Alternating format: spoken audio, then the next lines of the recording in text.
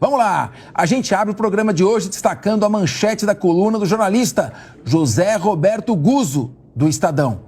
Abre aspas. Ao dizer que o Brasil não cresceu nada em 2022, Lula faz uso de pequenas mentiras para se exibir como chefe de Estado.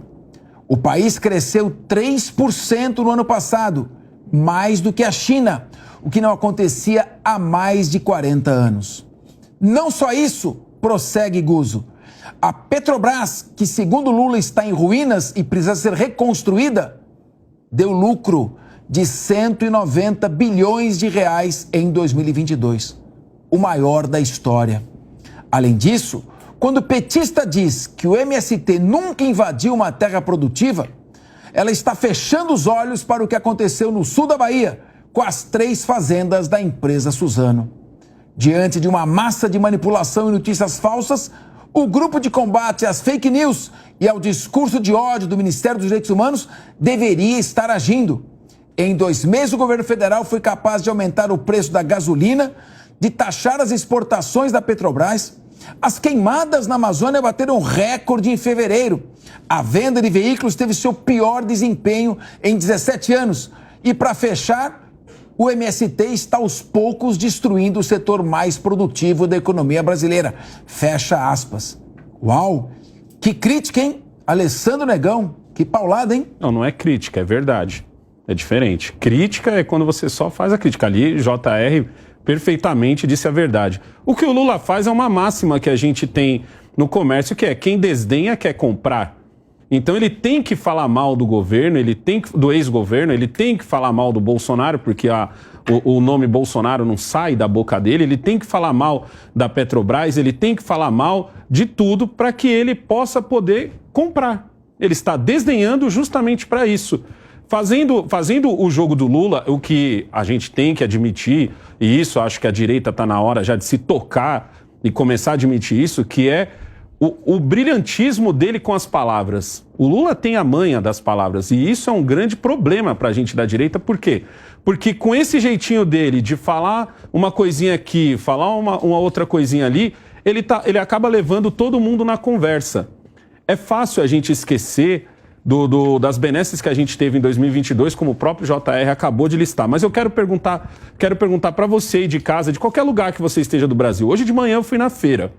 Sabe quanto está uma dúzia de banana? R$10. Sabe quanto está um quilo de tilápia, que é o peixe mais barato da barraca de peixe? R$25. Sabe quanto está um quilo de uva? R$12. Hoje eu paguei em 3 mangas eu paguei R$10. E isso só vai piorar. Então não existe, por mais que o Lula seja bom com as palavras, por mais que ele tenha uma imprensa rodeada de fãs, porque é isso, hoje em dia você vê o Lula dar entrevista para jornalistas consagrados e você vê o jornalista quase babar em cima do Lula. Ele praticamente pergunta e ele responde com a pergunta, entendeu? Então o Lula praticamente só concorda quando ele tem essas entrevistas. Apesar de tudo isso, o brasileiro vai começar a ter a sua barriga roncando.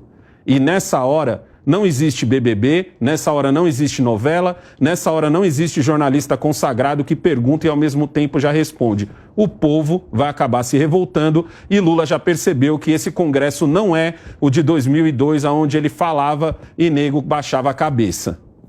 Quer dizer então que se faltar o pão não vai adiantar o circo? Não. Minha querida Carol Curimbaba, você que é uma grande conhecedora, profunda conhecedora do agronegócio, é verdade que o MST nunca invadiu uma terra produtiva? Nossa, hein? Essa foi forçada. Agora não tem nem mais como ele entrar nesse assunto, porque já foi escancarado. Em primeiro lugar, olá, todos os meus amigos aqui da mesa, vocês que nos acompanham. Bom, essa foi uma das piores mentiras que, assim, não tem como ele falar contra, mas... Como a gente já falou aqui, né, Capês? Resposta do governo é vamos conversar com quem infringe a lei. Mas, bom, várias outras mentiras aí que Lula comentou. Bom mesmo é a Petrobras na época dos governos petistas, com compra da Passadina, com aparelhamento do Estado, ou o BNDES financiando obras em países latino-americanos que não conseguem pagar nada e... Gente, é triste, eu acho que o Negão foi certeiro quando ele falou, é um discurso político. E não digo que também outros governos não faziam isso, até o governo Bolsonaro também fazia isso, mas com um pouco mais de razão, porque realmente ele pegou um país destruído. É uma pena seguir assim. Eu acho que o Tarcísio está fazendo um bom trabalho em não ficar falando de gestões passadas. Pelo contrário, eu já vi ele falando coisas boas, né? E falando o que eu vou ver para frente, né? É uma aula de boa política, de gestão pública bem feita, eficiente. Lula está com medo de não entregar, por isso fala mal dos que fizeram. Bom, acho que agora está no momento de equilibrar esse debate. Afinal de contas, o programa é polêmico.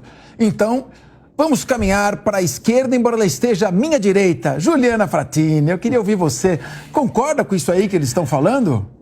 Olha, Capês, boa tarde, boa noite, boa tarde, bom tudo aqui para todo mundo. Olha, no programa passado, se você se lembra, você fez até uma brincadeira que você ia pedir uma tarja aí, né, dizendo da minha fala que o MST não tem relação com o PT.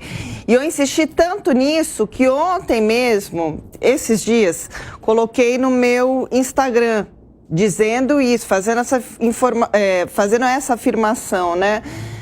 Mas veja como eu estou numa saia justa aqui agora. Que situação, assim, bastante constrangedora, porque diante de um fato e uma fala que é inadequada a respeito do MST, a gente não tem nem condição de fazer uma análise que ela seja real e em própria defesa, né? Ainda que eu defenda o governo e diga que não tem relação partido ou o governo diretamente com o movimento, diante de uma coisa que aconteceu, um fato, e que o presidente nega, que saia justa é essa? O que eu vou fazer? Não é? Micou o negócio. Tá difícil, né, Ju? Tá difícil pra mim aqui, gente. Agora ficou difícil aí. Por favor, governo, se você quer ser ajudado, se ajude. Porque aí a gente também tem condição de fazer uma análise limpa, clara e devolva para a população o que é correto. Querido Ricardo Valadão, Lula é uma fábrica de mentiras? Dá uma força aí, vai, fala alguma coisa bem. Bom, para dar uma força pro governo, não tem como. Já vai me desculpando. Olá a todos que estão aí em casa, os meus nobres pares aqui dessa mesa maravilhosa, Capezo, sempre um prazer estar retornando aqui. O Lula, ele está olhando só o retrovisor dele. Ele não está vendo o para-brisa e o cenário que ele tem enfrentado. O peso ele está sentindo agora, porque ele não teve planejamento, e isso eu volto a repetir todas as vezes que eu vier aqui, que ele veio com uma proposta de governo que não existia. Ele não tinha, ele não sabia o que realmente ele ia fazer com o Brasil. Eles têm narrativas que estão levando o Brasil a lugar nenhum e não está chegando em resultado algum.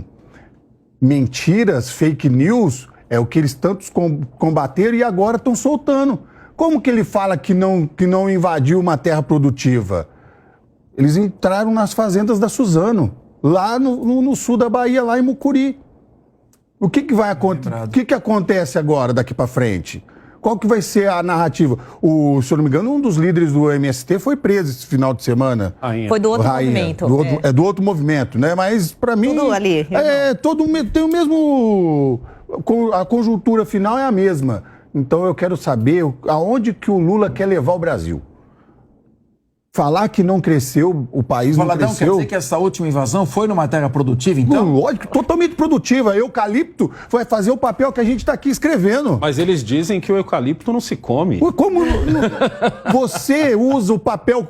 O papel moeda é feito aonde? Gente, demora 7 anos. Nas fábricas de papel. Eu dou aula dentro de uma fábrica de papel. Eu trabalho com celulose. Ô Valadão, não dá para comer automóvel também, mas automóvel gera emprego. Automóvel? Quantos mil empregos gera as fábricas de automobilística no Brasil? Eu posso fazer um comentário aqui? Eu vi fazendo um acompanhamento, né, do que tem sido discutido pelo outro lado da centro-esquerda sobre essa invasão, é de que supostamente essa área da Suzano ela não é bem cuidada. Supostamente, eu estou falando, tá? E que foi uma das empresas também que passou por um pedido de... Não. Como foi aqui a Jovem Pan Fusão? Por tentarem desmonetizar, que foi uma empresa, a Suzano, que foi uma empresa que supostamente está contra o meio ambiente. Mas vamos imaginar que isso seja verdade. Eu não tenho como dizer que isso é verdade, tá? Se fosse verdade. Quai, seu app de vídeos curtos.